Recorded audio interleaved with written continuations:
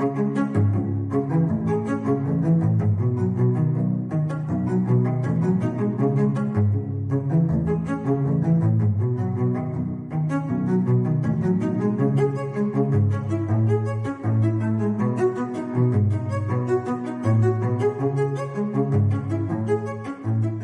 tal? Muy buenas tardes, soy Héctor de Mauleón, le agradezco que nos acompañe nuevamente en una emisión de El Foco. Estamos caminando en las instalaciones del Comité Olímpico Mexicano, nos acompaña un periodista deportivo legendario, desde los años 90 nos conocimos en el Universal, mi querido Daniel Esparza, bajo las órdenes de Ramón Márquez, querido en una redacción en la que estaba Beca, bienvenida. Hola, hola. Beca. Alejandro Toledo, Alejandro Almazán, Pedro Díaz, híjole. muy bonitos recuerdos. No, y además no tienen ustedes idea de los trabajos, de la forma de escribir, del conocimiento que tiene nuestro invitado.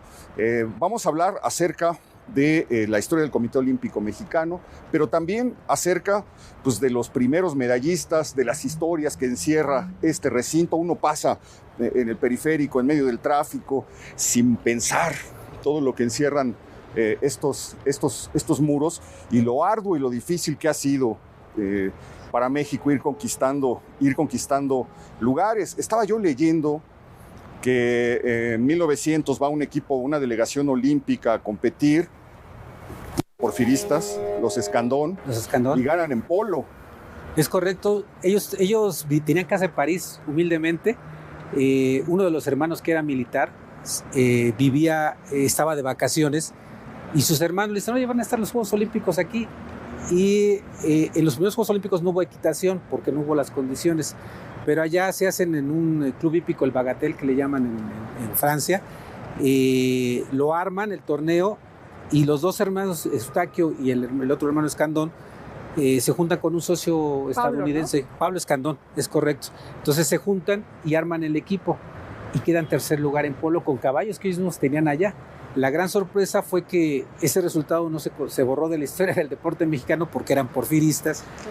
Y sin embargo el Comité Olímpico Internacional lo reconoció. Era la repudiada clase aristocrática del porfiriato que precisamente practicaba eso aquí en Chapultepec, etcétera. Llegan con esa experiencia y logran unas medallas que no vamos a ver. No había medallas, no les dan medallas, les dan una placa, pero los borraron de la historia. Jamás nadie festejó su triunfo, se festejó más la exposición mundial que la de 1900. En el porfiriato ganaron muchas preciadas las exposiciones mexicanas, pero de los Escandón se borró. ¿Cómo lo recuperaron? Tú estás haciendo la historia de esto. Fíjate que ha habido historiadoras, recuerdo a una Verónica Gallardo, que ya no está con nosotros. Ella fue la que rescató esa historia cuando el Comité Olímpico Internacional dio a conocer que había unos medallistas olímpicos mexicanos en la Exposición Mundial de 1900. Esa parte la rescato gracias a ella, hace una crónica de eso. Yo le decía a Madame Coubertin porque era de veras muy fanática. en honor a Pierre de Coubertin, ¿no? El fundador de los Juegos Olímpicos. Y entonces ella rescata esa historia y ahora la estamos rescatando en este libro del centenario. Esa y que los nietos de don Porfirio Díaz, esa de don Carlos Hernández, el presidente de la Academia Olímpica Mexicana, localiza que hubo una participación en los Juegos de Invierno de 1908, creo, y en esos juegos van los nietos de Porfirio Díaz, que quedan en octavo lugar entre 16 países. Esos menos los van a recordar. Nadie sabía que estuvieron mexicanos en los Juegos de Invierno. Claro. Pero creo que es interesante recordar esa historia de esas primeras participaciones, porque realmente hubo un interés de parte del primer Comité Olímpico Internacional en sus meros inicios de incorporar a México y en Latinoamérica. Había un interés de que, digamos, los Juegos Olímpicos modernos no solo se mantuvieran en Europa, sino que hubiera también una participación de todos los países de este lado del mundo. Eso te quería preguntar. Viene el centenario del Comité Olímpico. ¿Cómo se funda? ¿Cómo se forma? Pues fíjate que el Comité Olímpico oficialmente se funda el 23 de abril de 1923. Perdón, 1923. El año entrante. Exactamente. Pero resulta que la fecha, en realidad, el Henry de Vallée-Latour, que es el que viene aquí a México, lo funda primero en la casa de Rincón Gallardo y funda su Comité Olímpico en febrero. ¿Dónde es la casa de Rincón Gallardo? No, fíjate que no. No, Antonio Caso. Ajá, exactamente. Sí, Antonio Caso. Entonces lo invita y le ofrece su casa para formar el primer comité olímpico. Pero resulta que los que eran todos clase porfiriana. Ya en ese tiempo ya estaba Álvaro Obregón, ya no había nexos con el gobierno. Entonces, cuando Álvaro Obregón se entrena, crean la Academia Olímpica Mexicana, la Asamblea Olímpica Mexicana, donde hacen su propio comité olímpico, y le mandan a París una carta en donde dice que ellos van a ser los responsables de ser el equipo olímpico para 24. Le llega la carta al comité organizador de París. Como no entienden de qué se trata, se la dan a Pierre de Coubertin, y Coubertin, de su puño y letra, empieza a insultar a los mexicanos. Dice: estos no tienen nada que ver, esto no es nuestro comité olímpico, nosotros no lo reconocemos, el comité olímpico para nosotros es Rincón Gallardo, es el presidente, y ellos son los únicos que le deben hacer caso. Y de puño y letra está en los oficios que rescató la Academia Olímpica. Después de ese inicio, hay un pleito aquí entre que no quiere el gobierno de Álvaro Obregón reconocer al Comité Olímpico, tiene su propio Comité Olímpico, y el que interviene es Carlos B. Cetina, que era un empresario que estaba bien con el sistema político de Álvaro Obregón. Entonces, el que logra la intermediación y dice: bueno, tenemos que llevar el equipo, lleguemos a una conclusión. Aceptan ese Comité Olímpico, pero la fecha queda el 23 de abril, que fue cuando se fundó la Asamblea. Entonces festejamos. Es una efemérides que realmente no festeja la creación del verdadero Comité Olímpico, sino de su competidor, pero que quedó como oficialmente, porque así son en México las cosas. Este es el día en que se funda el Comité Olímpico Mexicano. Muy bien. Los porfirianos o los porfiristas agarran o consiguen un buen lugar en los primeros Juegos. Van a pasar 40 años hasta que México tenga algún logro en los Juegos Olímpicos. ¿Qué pasa en medio? ¿De los primeros medallistas o estamos hablando del 48? De 900 a Mariles, digamos. Pasa en medio que hay un montón de mexicanos que sí tratan de lograr involucrarse en el movimiento olímpico, quizás demasiado flagelados porque no obtenían los resultados que hubiera querido el gobierno. Entre los porfirianos y, digamos, Humberto Mariles, hay muchas delegaciones que sufren y que pasan diversas cosas para tratar de conquistar un lugar. Se me viene a la cabeza el nombre de Francisco Cabañas, un boxeador que no tiene recursos, el gobierno no lo apoya para comprar el boleto. Hay un boxeador que se llamaba Chucho Nájera, famoso en esos tiempos, nunca llegó a ser ídolo, pero tenía como cierto cartel, que hace una pelea para poderle pagar el viaje. Entonces le grita a la gente: este dinero no lo voy a ganar yo, va a ser para que Francisco Cabañas vaya a las Olimpiadas de 1932 en Los Ángeles. Y entonces Chucho Nájera da la pelea y la gente le avienta 200 pesos.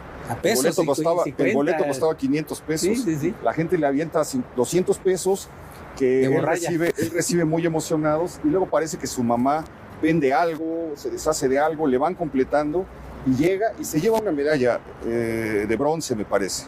Tirso Hernández, que era el presidente del Comité Olímpico Mexicano, porque lo impulsa el vecino de acá atrás, Joaquín Amaro, que pudo ser presidente del Comité Olímpico Mexicano, pero no quiso. Enrique Krause dice que porque él tenía aspiraciones presidenciales, pero lo que sucede es que, como no acepta el general Amaro, impulsa a Tirso Hernández como presidente del Comité Olímpico. De hecho, hay un Universal que publica que Amaro iba a ser el presidente del Comité Olímpico, pero a la semana desmiente y dice: va a ser Tirso Hernández. Tirso Hernández le firma un recibo a Francisco Cabañas por 300 pesos que su mamá de sus ahorros le da, y que le promete que le va a regresar cuando para vuelva. su estancia. El recibo se quedó ahí, toda la vida se quedó ahí. Y junto con Francisco Cabañas, Gustavo Huet es un civil que con un rifle que él había de sus abuelos lo remoza y les gana en el selectivo a los militares, y consigue ir, y es la segunda medalla de México en Juegos Olímpicos. En 32 también va el entonces teniente Antonio Ara Oliva, que había sido cadete, conocía al general Amaro, conocía a Tirso Hernández, y en una de las llega hasta los cuartos de final, y cuando enfrenta a uno de los húngaros que eran los mejores en sable, le va ganando, y cuenta que ahí en el salón de esgrima los va a visitar Harold Lloyd y Douglas Fairbanks, que eran espadachines y que van a intercambiar botonazos con los seleccionados como parte de la promoción de los Juegos que se en Los Ángeles. Pero el caso es que cuando pelea con el húngaro, le va ganando por 3 puntos y dice que los paisanos de allá, que apoyaron mucho también a Francisco Cabañas, porque les daban para comida, los llevaban allá los paisanos, empezaron a echar porras. Entonces todos en la instalación militar empezaron a ver así de que pues, si no estamos en fútbol, ¿no? Entonces los mexicanos echándole porras, pero el húngaro cuando le va ganando Aro Oliva, que tenía 20 años, se va hasta su lado de la pista, lo levanta y cargando lo lleva al otro lado de la pista. Y él en sus memorias reconoce que eso primero le llenó de orgullo, ¿no? Pero se lo desconcentró y pierde el combate por un toque. Entonces ahí empieza. Y bueno, ese pues es el interín. Una historia larguísima. Sin embargo, pues la verdad, las letras de oro de los mexicanos en los Juegos Olímpicos están relacionados con esta escultura donde aparece un caballo tuerto y un coronel, ¿no? Coronel Humberto Mariles, que después de cubrirse de gloria termina su vida fatalmente en medio de una oscuridad muy extraña, rodeado de historias de homicidio, de narcotráfico en una cárcel de París, etcétera, cuando pues es el primero que logra la hazaña de 2 medallas de oro en un mismo caballo. Campeón olímpico, es campeón por equipos y campeón en la rama individual también. Platícanos un poquito la historia de Mariles. Bueno, este caballo por poco evita que México vaya a esos Juegos Olímpicos de Londres, porque Arete, porque Miguel Alemán, que es el primer presidente civil, se ve que a Mariles en su biografía le costaba mucho trabajo aceptar eso de que ahora había civiles en la presidencia. Él era muy amigo de Lázaro Cárdenas y de Ávila Camacho. De hecho, Ávila Camacho es su padrino de bodas, pero cuando le toca lidiar con Miguel Alemán parece que no hay mucha buena vibra. Y Miguel Alemán le dice que no va a ir el equipo de ecuestre porque dice que cómo van a ganar con este caballo tuerto, ¿no? Ni siquiera con esos hombres cómo van a ganar.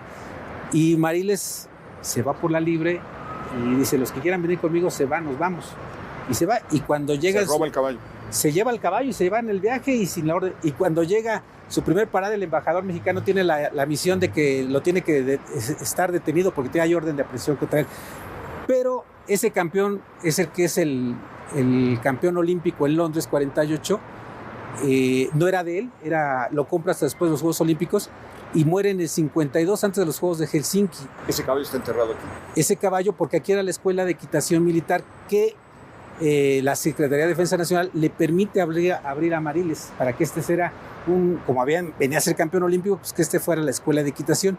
Pero empiezan los problemas de Mariles con la autoridad y con los presidentes civiles. Sí, pues es un momento en el que los militares todavía quieren conservar el poder político, el poder civil se enfrenta. Ellos hacen el partido auténtico de la Revolución Mexicana diciendo somos los veteranos, somos los verdaderos, queremos nuestra tajada del botín, y en medio de esos años se enmarca la aparición de Mariles.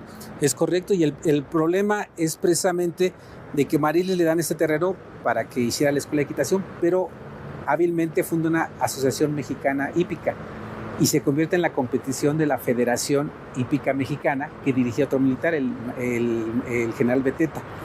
Y entonces el que recibía las invitaciones para los eventos internacionales era Mariles y las usaba cuando él tenía los patrocinadores, él iba y no reconocían a la Federación Mexicana de Equitación, que era la que debería haber sido reconocida. Para colmo, la biografía de Mariles dice que se pelea con Ruiz Cortines porque a él le toca entregar los pinos. Lo comisionan para que entregue los pinos, y cuando llega a entregar a los pinos, ¿te acuerdas que Ruiz Cortines empezó con la campaña de que no a la corrupción, que el gobierno anterior había gastado mucho dinero? Y cuando llegan, dice que acompañado por Uruchurtu y López Mateos, empiezan a decir que se habían llevado todo, que habían desmantelado los pinos, que se habían llevado hasta un candil. Y cuando escucha eso Mariles, dice, ¿cómo que un candil? Ahora somos hasta rateros, ¿no? Dice, traidor, dice, es más vergonzante ser traidor, al que le dan la mano y traiciona al que le dio la mano. Y entonces cuando viene Uruchurtu le dice, usted es el jefe del ejército, destituya a este insolente, ¿no?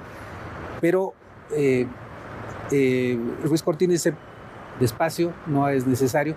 Pero dicen que cuando llegan los juegos, después de todos esos conflictos, la familia de Mariles dice que ese fue el motivo por el que al final lo quitan destruyen la escuela de equitación y pensaban hacer otra instalación militar y van a entrar los bulldozers, y es cuando el general Clark, que también está del otro lado, se entera de que pues van a deshacer de todo esto. y propone al secretario de la Defensa que se vería muy mal que la prensa dijera que echaron al medallista olímpico, los restos de arete, todo lo que... Dice, ¿por qué no me lo prestan para los Juegos Olímpicos que ya habían sido concedidos a México en el 62? Acepta el secretario de Defensa y cuenta don Memo Montoya, que fue secretario de don Clark Flores, eso me lo contó personalmente, que decía que cuando ya estuvo con él, dijo, pues ahora ya entramos, ahora a ver cuándo me sacan, ¿no? Y velo, o sea, seguimos de aquí. Hasta la fecha. Seguimos hasta Oye, la fecha. El trágico final de Mariles, es detenido en París con heroína, que iba a traer heroína a México aprovechando su rango y que en el aeropuerto los controles eran como muy laxos, se queda en una cárcel de allá. Muere misteriosamente. Muere probablemente asesinado, o no se sabe, y eso opaca. Es algo que le pasa a muchos medallistas, de los primeros, ¿no? Que tienen un final triste, trágico, sombrío. Su familia sostiene en el libro de medallistas olímpicos que fue exonerado post-mortem en las cortes de París, que no se dio a conocer la noticia. La verdad es que sí, para el grueso de la población mexicana, después de haber sido un gran ídolo, porque decían que inclusive si iba a la plaza de toros, tenía que hacer el paseillo con los toreros. A cualquiera que toreara, que lo pedían porque era el gran héroe. Claro. Y después de eso se eclipsa totalmente su leyenda y termina pues muy disputado, confrontado también con las autoridades militares, ¿no? Que son las que finalmente le piden esta instalación. Arete también tiene un final trágico, ¿no? Hay que decir. Arete está enterrado aquí porque en el 52, jugando con otro caballo, le patea la clavícula y se la rompe. Lo operan los cirujanos, los veterinarios mexicanos, pero no sabían calcular la cantidad de anestesia. Y aunque se recupera, se dan cuenta que tiene demencia el caballo, que ya no recibe, por eso lo tienen que sacrificar. Mariles entonces decide entonces, en honor a este caballo, enterrarlo aquí. Y hay una anécdota también, cuando van a los Juegos de Helsinki, es tanto el furor por el animal que llevan un busto enorme de la cabeza del caballo, porque quieren que le entreguen como premios a los medallistas de equitación, creyendo que México podía ganar otra vez la medalla. El busto nunca regresa, obviamente, claro, nunca regresó a México. Es que perdemos de vista hoy día lo que significó en su momento el hecho, después de tantos años de derrota, alguien que pudiera competir con los mayores atletas del mundo y pudiera traer 2 medallas. Creo que te agarró una de bronce también, ¿no? Sí. Fueron campeones y fueron multimedallistas. Y Clark Flores también ayuda a esa difusión, porque a Clark Flores lo nombran que sea el presidente del comité de honor que reciba al ejército. Y es tan hábil, ya ves que él era el encargado de transmisiones, que cuando viene el evento, hace que el ejército ayude a que el evento, desde que llegan a la estación de trenes, se transmite en vivo por radio, para que toda la gente sepa de cómo está el desfile en honor a los medallistas olímpicos. Aquí tenemos atrás un muro donde se ven pues los nombres de todos los participantes. Yo diría que después del triunfo de Mariles, brilla un clavadista que se llama Joaquín Capilla. Correcto. Que tiene todo. También le devuelve 2 medallas de oro también. 3 medallas. Tres medallas. Una de oro, una de plata y una de bronce. Es el 3 medallas. Le devuelve al país en un momento de derrotas, en un momento donde el Chango Casanova salía a pelear o había salido a pelear al extranjero y perdía, donde aquí era un ídolo, pero salía y lo golpeaban. En un momento en el que pues el Ratón Macías ahí andaba haciendo la lucha, había como una trilogía que eran Capilla, Ratón Macías y no me acuerdo quién era Casarín. ¿Quién era? Puede ser, pero más bien pues era un país acostumbrado a la derrota, hasta que llega Joaquín Capilla, otra historia de película, una persona que le regalan unos terrenos para que haga su casa, para agradecerle el papel que jugó en los Juegos Olímpicos. Va María Félix, va Jorge Negrete, va Pedro Infante, va Tintán, va el presidente, le dan dinero para que haga todo, al final no hace nada.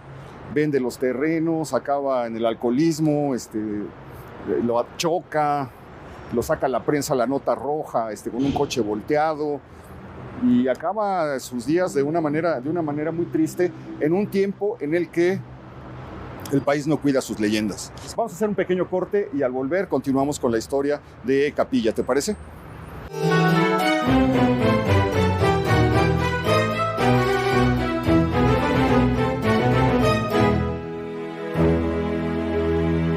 Porque sabemos que el mundo cambia, nosotros evolucionamos con él. Y en ADN 40 seguimos transformándolo. Aquí le presentamos nuestro momento ADN 40. Nos convertimos en la central de noticias que te mantiene informado. Tenemos buenas noticias. Vamos directamente con la información. Y conectado al mundo en tiempo real.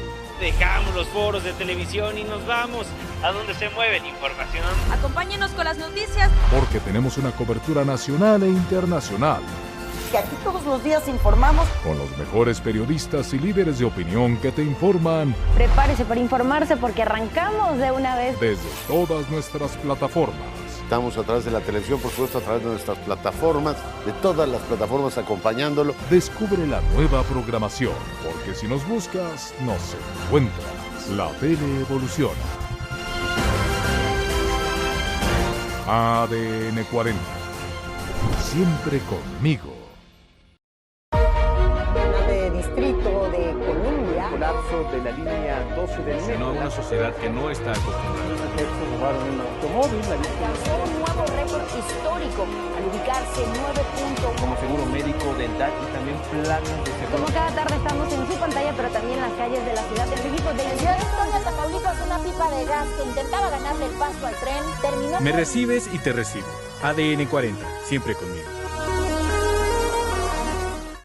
Evolucionar es diversificar el modo de pensar y eso es una base fundamental en el quehacer de informar. Es afinar la escucha y escuchar lo que están diciendo nuestros televidentes. Es saber en dónde estamos y ser parte de lo que pasa. Evolucionar es cambiar, adaptarse, transformarse. El mundo ha evolucionado sin duda y también la manera en la que consumimos la información. El periodismo hoy es compromiso social, es debate y opinión sin falsas neutralidades, pero con mucha apertura. Informar para mí es un compromiso. Y siempre desde el lugar de la noticia. Porque lo que usted ve en la pantalla todos los días no se puede hacer solo, se hace con un gran equipo. Colaborar de aquí para allá, pero también de allá para acá. Hoy quien demanda información, quien consume información, quiere interactuar, recrear, enriquecer las noticias. Las historias de la realidad que usted quiere, requiere y necesita todos los días, a todas horas, para estar informado. De no olvidarnos de lo que hacemos y para quién lo hacemos. Cuando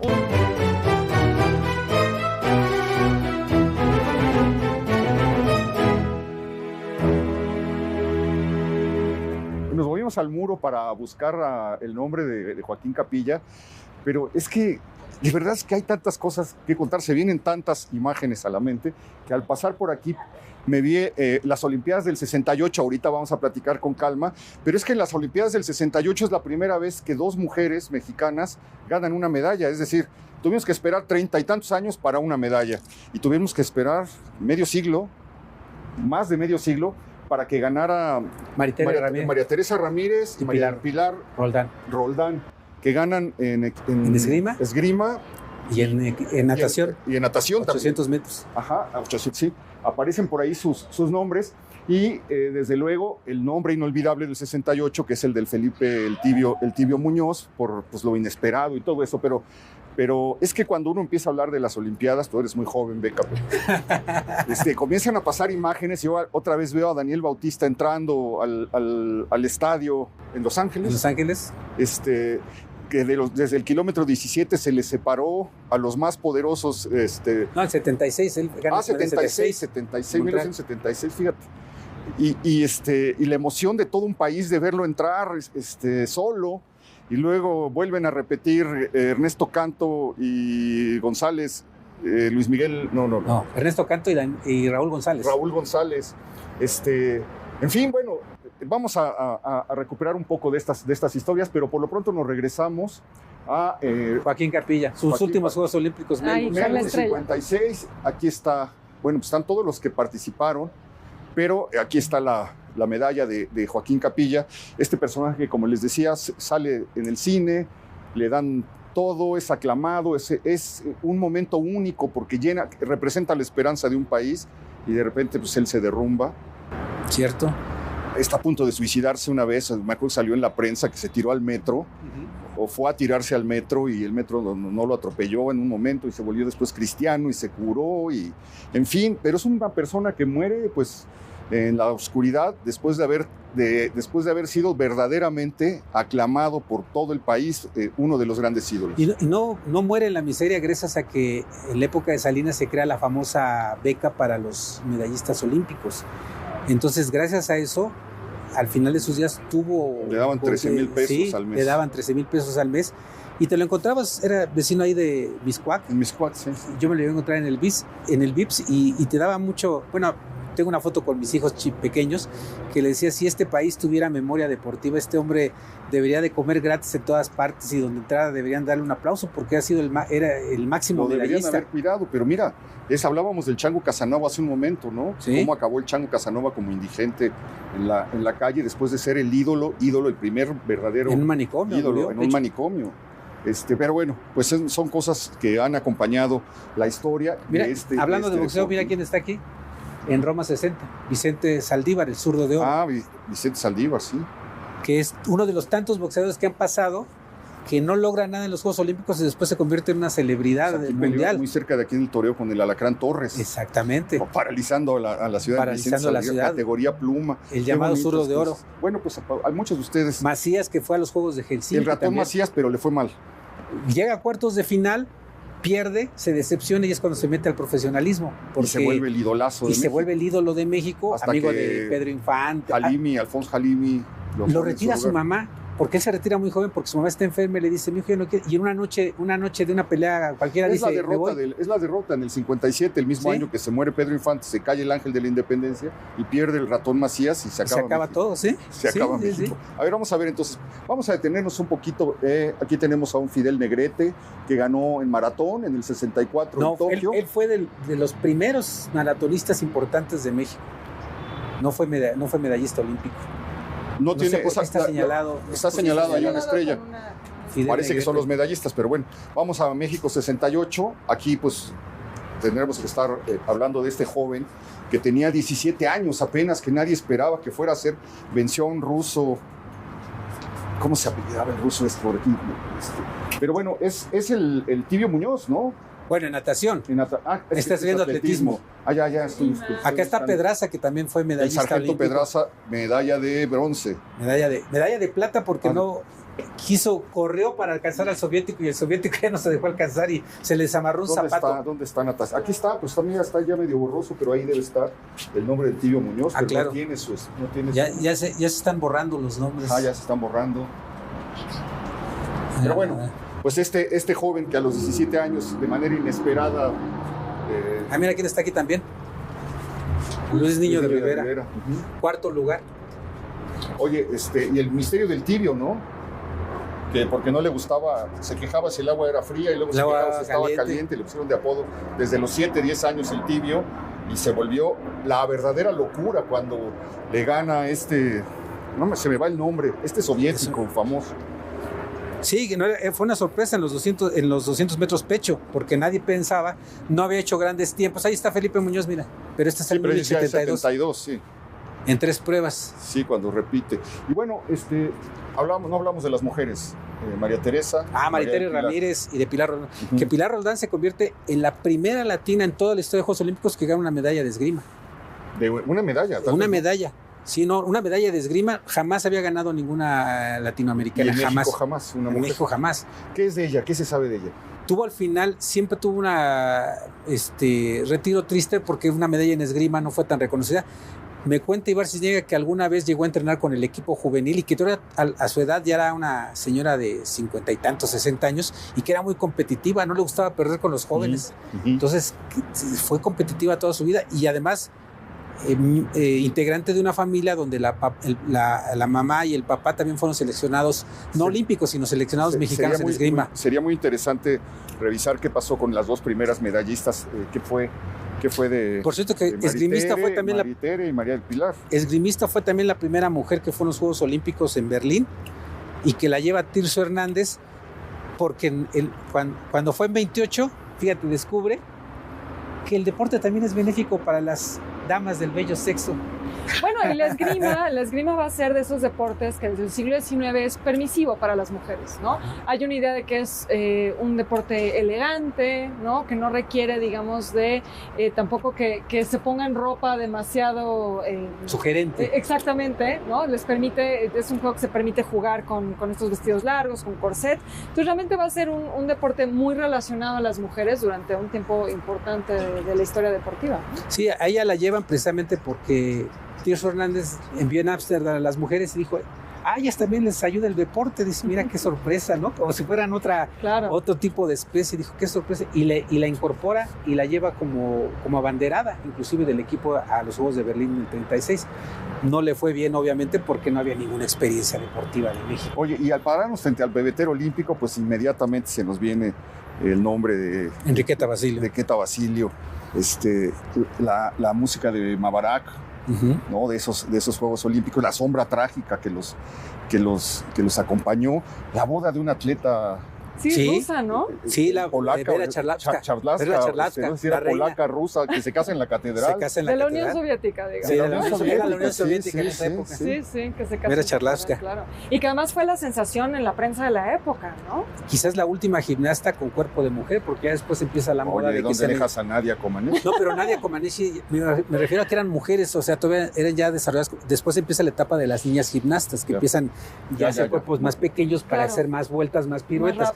Pero Vera Charlavska fue de las últimas gimnastas a nivel mundial que tenía cuerpo de mujer, o sea, sí era hacer ejercicios, pero para una mujer ya hecha y derecha. Luego empiezan a empezar con niñas que daban más vueltas, más giros por su misma complexión, ¿no? ¿Qué representa la llegada de Enriqueta Basilio Bueno, primera mujer, ¿no? Es la primera. Es la única, para empezar, es la única mujer, la única mexicana que está en el Museo Olímpico de Lausana, por lo mismo, porque tú ves la película y las delegaciones rompen filas, están formadas todas. Cuando ven entrar una mujer, los propios, mira, hasta se me chiró la piel, los propios extranjeros no lo pueden creer que sea una mujer la que lleve la llama. Entonces rompen filas, se acercan a la orilla de la pista para tomarle fotos, cuando todavía eran tu foto que tenías mandar a revelar, para verla pasar, porque no podían creer que una mujer fuera la que encendía el pebetero.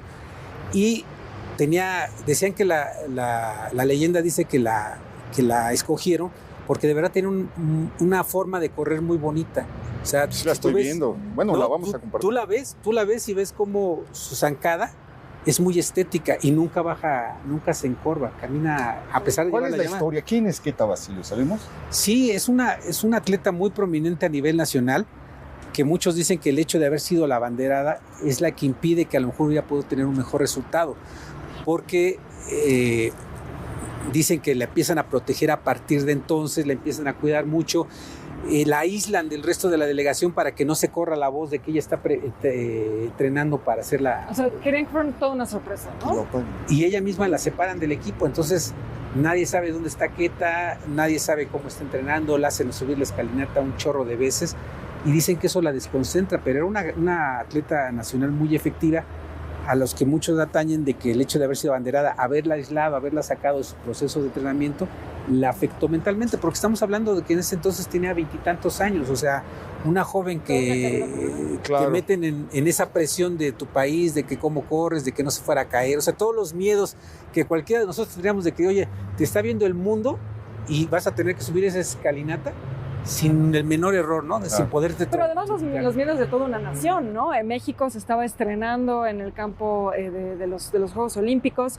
También el hecho de que escogieran una mujer habla de un país que se quiere mostrar como moderno ante el mundo. Incluyente. ¿No? Exacto. Entonces por eso también eligen a una mujer, por eso también todo este proyecto cultural de los olímpicos, artístico, ¿no? Hay esta idea de que México pues está entrando como al concierto de naciones y pues querían hacerlo echando la casa por la ventana, ¿no? Hay una leyenda urbana que se comentaba mucho aquí en el Comité Olímpico, que aíslan a Enriqueta porque también había mucho el temor, había militares dentro de la delegación mexicana, había el temor de que las protestas se pudieran involucrar en el movimiento olímpico, como finalmente sucedió con el Black Power, por parte de Estados Unidos, pero había mucho miedo de que los mexicanos tuvieran una reacción. Entonces, algunos miembros del equipo dicen que por eso la aislaron, porque había ese temor de que se pudiera prestar ella a una protesta o a unirse a la protesta. Y entonces ese aislamiento fue el que provoca que realmente no figurara en la disciplina del atletismo, pero su nombre queda marcado en la historia. Para siempre. Para siempre. ¿No? Es la única mexicana que está en el Museo de la USAM, la única, por haber encendido un pebetero olímpico. Bueno, vamos a hacer una pequeña pausa, no se vaya, vamos a continuar recordando las historias del Comité Olímpico Mexicano.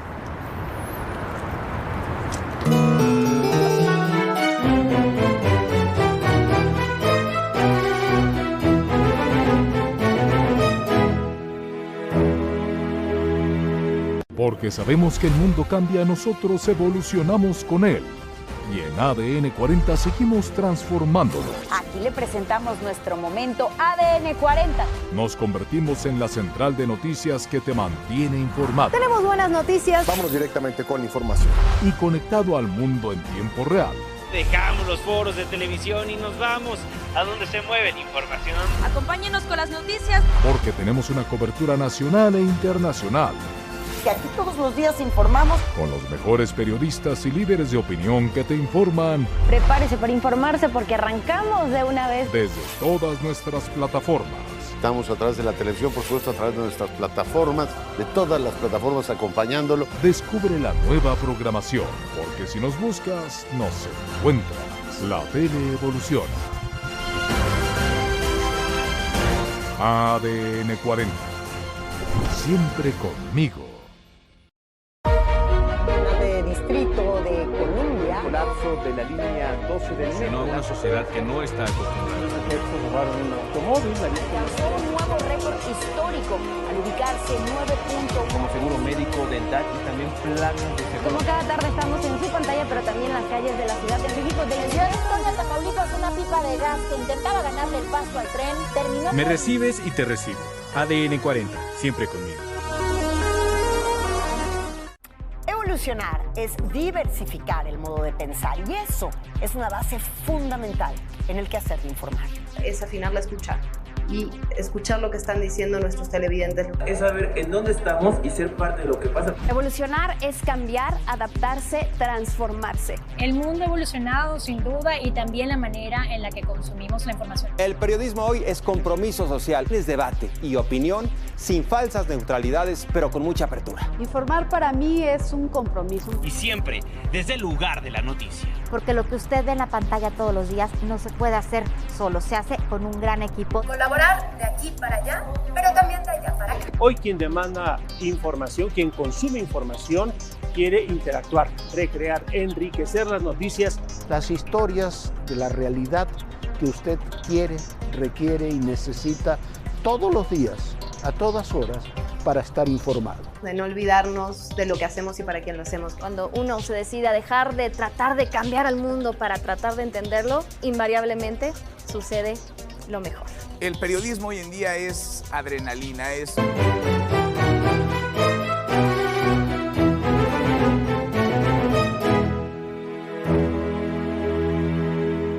Pues hemos podido tocar muchas cosas, pero esto que estamos tocando ahorita, sí, la verdad estremece. Es nada más y nada menos que la antorcha olímpica. En México 68. La misma que usó Enriqueta Basile. La que usó Queta Basile. ¿Qué les parece? Increíble. Y con la famosa Paloma de la Paz, que hay que decirlo, uno de los símbolos importantes, porque si algo brilló también de los Olímpicos del 68, pues es la gráfica, ¿no? Sí, fueron los juegos con mejores diseños de todo. Hasta la fecha el diseño de los Juegos de México 68 para los coleccionistas sigue siendo icónico, ¿no? Y hay la primera Olimpiada Cultural con esta ruta de la amistad, con los mejores artistas de esa época. Es historia. Es historia. Muchísimas gracias por tener la oportunidad de tocar precisamente eso, de tocar la historia. Estamos junto al muro en donde se encuentran los nombres de los medallistas, ahí mencionados a Francisco Cabañas, está Gustavo Huet, son los primeros, el gran Mariles, citado ahí ampliamente en el 48, Capilla en 52 y 56, luego hablamos de México 68, ahí está el Felipe Muñoz, está el Sargento Pedraza, está Pilar Roldán, está Maritere Ramírez, y luego está algo que es muy perturbador, porque ustedes deben recordar que en las Olimpiadas de 1972 hubo un atentado en donde se encontraban concentrados los atletas. ¿Cómo vivieron los mexicanos ese atentado? Es precisamente, son las Olimpiadas en las que Alfonso Zamora, quien luego se volvería profesional y campeón del mundo, obtiene una medalla de plata en la categoría de oro. Fíjate que Alfonso Zamora confiesa en su biografía que él estaba en el cuarto contiguo a donde fue el atentado contra los israelitas. Dice que él lo despierta el ruido de golpeos y disparos, pero afortunadamente el médico que dormía con él le dice, no, tú duérmete, parece que hubo algún problema, pero nadie sabía en realidad lo que estaba sucediendo. Fue hasta que empezaron a llegar las noticias y empezó a moverse la gente y empezaron a llegar los equipos de seguridad cuando se dan cuenta de lo que realmente ocurre, y a Zamora lo sacan de esa zona de la villa para llevárselo a otra parte. Muy curioso porque, ¿sabes la anécdota de cómo entra el comando, no? Palestino. Hay una película. Pero entra por la salida, o sea, evitan toda la seguridad, porque en lugar de entrar por la entrada, entran por la salida, donde no había vigilancia.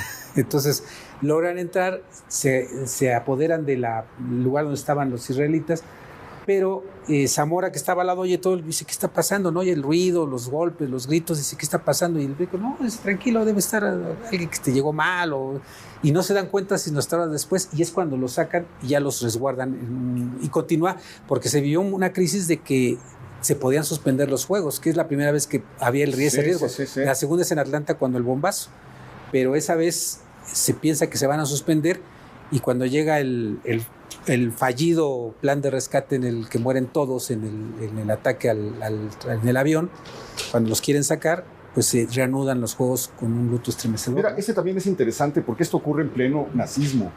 Berlín, 1936. Les toca ver esa locura de un país incendiado por el discurso de Hitler, etcétera. Y la mayor parte bueno, es que es el equipo de básquetbol, pero la mayor parte son como medio olvidados los artistas, ¿no? Los atletas, perdón. Sí, este equipo precisamente, la versión que he encontrado es que inclusive el propio general Lázaro Cárdenas no estaba muy convencido de enviar civiles por la situación que se vivía, ya la tensión que se vivía. Entonces, la mayoría son militares. El único que se salva es precisamente Fidel Ortiz y el equipo de básquetbol, que lo llevan, y ellos narran, por ejemplo, en el libro de medallistas, que se sorprenden mucho porque cuando llegan a España querían bajar a entrenar, porque tardó 23 días el viaje en barco, en el Orinoco que se fueron. Y cuando llegan quieren bajar a jugar, porque nada más habían peloteado Por cierto, el equipo de básquetbol consigue que de segunda los manden a primera, porque dice que peloteaban donde estaba la segunda clase, y que entonces la gente se rodeaba a verlos, ¿no? Y empezaban a hacer apuestas y ruido. Entonces el capitán del barco dice, no, súbanse a entrenar a primera, váyanse allí, ahí los hospedo, y ahí los de primera no les interesa verlos jugar, entonces para evitar el ruido. Pero cuentan que llegan a España y se encuentran con la guerra civil, y entonces dice, ellos se apanican mucho. El teniente Aro Oliva, que también era miembro de esa delegación, que cuenta que fue víctima de un robo ahí en el esgrima, le evitan ganar una medalla entre los italianos, pero cuenta que para ellos pues, era parte de... Sí sabían lo que iban, pero ellos no, se asustan mucho, y que luego veían las famosas casas o techados donde estaban ocultos tanques y armamento, pero ellos no sabían qué era, ¿no? Veían en la campiña, muchas de estas casas y pensaban que eran tractores, no eran lo que ocultaba Adolfo Pues mira Hitler. todo lo que nos puede platicar un simple muro. Tenemos aquí Montreal 76, lo que comentábamos, Daniel Bautista, esa entrada inolvidable, luego Moscú 80, Carlos Girón en clavados. Me parece que aquí hay un escándalo, tú te lo debes recordar bien, porque él queda arriba en el puntaje al final, pero a alguien que había cometido un error le hacen que repite el clavado, y creo que es un ruso también. Pornov era el último en tirarse. Carlos Girón ya estaba en primer lugar, se tira, Pornov falla, queda fuera de las medallas, pero los soviéticos dicen que alguien disparó un flashazo, y un juez mexicano que era don Antonio Mariscal se queja, dice no, ¿También le había pasado a Girón un flashazo? Ellos dicen, los soviéticos dicen, él ya había terminado y era medalla de oro, pero entonces Mariscal se retira porque ese es un clavado fallido, o sea, él no lo ejecuta, es un clavado fallido, no pueden repetirlo, es contra reglamento, pero al fin y al cabo estaban en la Unión Soviética, en Moscú. y le permiten repetir y le gana por unas centésimas de puntos. Y hay aquí manifestaciones en la embajada rusa, la gente va y protesta y arma un escándalo frente a la embajada rusa. No es la vida no solamente de las Olimpiadas, es la vida de nosotros, ¿no? Mira, el 84 es esto que es muy emocionante. Raúl González y Ernesto Canto se llevan la de oro y luego Ernesto Canto y Raúl González, ¿cómo está? Entran, hacen el 1-2. Sí. ¿No? Oro y plata. Que es algo que no se ha visto. Y en esa misma aparece Yushimatsu en ciclismo con un bronce. Y bueno, Carlos Mercenario en Barcelona 92 y Bernardo Segura. Y ve cómo son las generaciones. Mira, por ejemplo, aquí ves un Alberto Valdés en Moscú 80, que es hijo de este Alberto Valdés de Londres. Del 48. Del 48. Y aquí ves en el equipo ecuestre a don Manuel Mendívil, que es el tío de Soraya Jiménez Mendívil. Que la vamos a encontrar aquí, ya en el año 2000, el levantamiento de pesas con ese oro. Con los relatos de su tío, ella nutre sus sueños para llegar a ser algún día participar en los Juegos Olímpicos, ¿no? Bueno, nos toca taekwondo, la medalla de oro en Beijing 2008, y luego este momento, esto sí ya te acuerdas, Beca. No, claro que sí, momento que ya fue la locura. Desde Barcelona, pero esto ya, cuando el equipo de fútbol gana la medalla de oro después de 40 años de tragedias, de una tras otra, y uno ve la alineación y pues se viene Raúl Jiménez, Araujo, José de Jesús Corona, Salcido, por ahí debe estar Oribe Peralta, ¿no? Sí, ahí está Oribe Peralta, Marco Fabián, Giovanni Dos Santos, Aquino. Bien. Pues. Pero te voy a contar, a ti que te gustan esas peculiaridades, ¿quién crees que va a los Juegos del 48? Va la Tota Carvajal en Wembley y él se retira en el 66 siendo 5 veces... Sí, el de 5 copas. Pero él primero fue a Londres, 48. Sí, claro, así es. Como portero. Sí. Bueno, pues le damos la bienvenida a la directora del Comité Olímpico Mexicano. Gracias por recibirnos. Mucho gusto, muchas gracias por estar en el Comité Olímpico Mexicano. Un placer. Presidenta. Daniel, ¿cómo estás? Mucho gusto. Muchas gracias, un honor hombre, para gracias por recibirnos. Estamos aquí en un verdadero viaje por el tiempo, por la memoria, lleno de sorpresas, lleno de imágenes. Vamos a continuar, todavía nos queda mucho que ver, pero agradecemos muchísimo su amabilidad que nos hayan recibido. No, hombre, al contrario, no solamente un camino por la historia, como dices tú, sino también del orgullo que representa lo que nos ha dado el movimiento olímpico en México, y siempre lo digo y lo voy a seguir repitiendo. El movimiento olímpico mexicano, el movimiento olímpico en este país ha sido muy importante porque le ha entregado grandes historias a México. ¿Tiene una favorita? Sí, yo creo grandes historias, lo que implicó, primero, cuando militares quisieron apropiarse del Comité Olímpico cuando llegan a México. Segunda historia, la diplomacia deportiva de este país, que no es de ahorita, sino es de tiempo atrás, los diplomáticos mexicanos, lo que logran para traerse los Juegos Olímpicos de México 68, pero después cómo un diplomático se vuelve parte del movimiento olímpico. Entonces, creo que el movimiento olímpico ha sido un pilar fundamental para el desarrollo del deporte en este país. Pues va acompañando, desde 1900, va acompañando de alguna manera la vida de México, concretamente desde 1923, pero pues ahí ha estado corriendo paralelamente, cruzándose en la vida cultural, política, social, y donde van apareciendo estos atletas que dejan una huella, una sombra inolvidable, y bueno, pues están en un muro de... Si me lo permiten. Muro, ¿no? Sí. No, ahorita es la emoción de ver los nombres y recordar todo esto, ¿no? ¿Cómo olvidar grandes medallas y grandes hazañas, ¿no? También. Y hay hazañas de todo tipo. Yo, si me lo permite la presidenta, ella fue la primera clavadista más joven en una final de Juegos Olímpicos de Seúl 88. Seúl 88, que estuvimos hace unos días. ¿Cuántos años tenía, presidenta? 34 años. No, tardé en regresar a Seúl 88 y tenía yo 16 años de edad. Y fue la finalista más joven en una final olímpica. Tuve un 9º lugar. La verdad es que... Díganos rápido, que tenemos el tiempo encima. Perdón. ¿Cuál es la sensación de estar ya en la competencia, en el momento en el que tiene que ejecutar lo que tiene que ejecutar, rodeado de cámaras, de la gente que está ahí, de los jueces? ¿Qué es lo que siente un atleta? Es que en el momento no piensas todo lo que implica, no piensas que te está viendo tu mamá a través de la televisión, que te están viendo tus vecinos, que te están viendo todos tus paisanos. Lo que te preocupa en ese momento es hacer bien por lo que has luchado tanto tiempo. Hacer bien tu clavado, te concentras, abres tus brazos, abres tu mente, pero la presión es enorme. No duermes un día antes. Y el primer clavado siempre te tiemblan las piernas como para colocarte, ¿no? Entonces, es una presión, pero también es un orgullo, es una gran satisfacción porque no todo el mundo lo logra. Claro, ¿no? Claro. Pues qué interesante. Estamos llegando al final de este recorrido, pero nos faltan cosas que ver. Hoy, 100 años de historia. Pocas instituciones en México, ¿no?, han llegado a cumplir 100 años de historia. Muy bien, pues, ¿qué les parece si nos vemos aquí dentro de 8 días? Iniciamos justo en lo que nos faltó recordar de esta historia de los Juegos Olímpicos, para meternos al museo y ver otros sitios que tienen un gran interés histórico. Le agradezco mucho que nos haya recibido. Por favor, sigan aquí en el Comité Olímpico Mexicano. No, gracias a ti. Gracias, Beca. Gracias, y le agradezco muchísimo que nos haya acompañado. Espero que haya disfrutado este viaje por el tiempo y por la memoria. Nos vemos dentro de una semana, ya lo sabe usted, aquí en El Foco. Muchas gracias.